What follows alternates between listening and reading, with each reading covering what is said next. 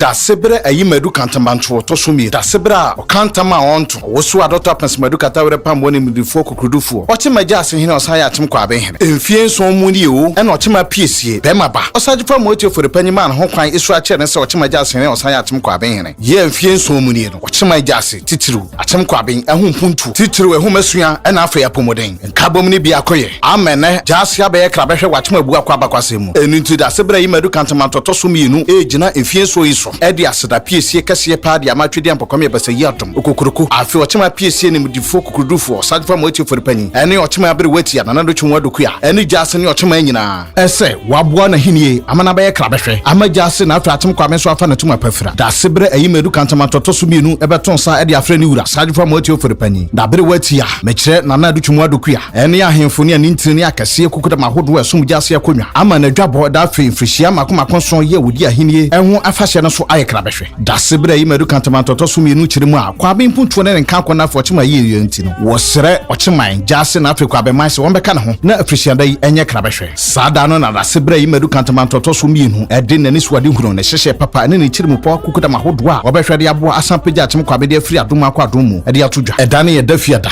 December bo so me de to so duminu e wa Atem Kwabeng Anglican Primary School pa wo na Okyeman ni ntiri ne kokudam na ahemfo ka bi wom e wa Atem abu akwa bakwasemu e beto santen ede abepiem wo Gyaase na Atem Kwabeng amanfo so abeka wura da sebre ayi madu kantamanto to so mi nu ho na ode ne frishia makomakonson dwumade na afi eho afahye no ahyehye so yi hyene suo se da ne ye December bo so me de to so duminu e wa fi yam da sebre ayi madu kantamanto to so mi nu e wo so adoto apensmadu katawre pambo nimdifo kokudrufo de wo hene Okyeman tawachi de wo hene osaje fa motie for panyi Okyeman tawachi de wo hene Okyehema na nadu twonwa dokuya ya bere wati papa bi etawachi Atem Kwabeng kuro na afi eho antere konwanyina etawachi de wo hene ya no aka ahye na so sai weni dwabo edikan kura da sebre yi madu kantamanto to so mi nu ebo ede ama Okyeman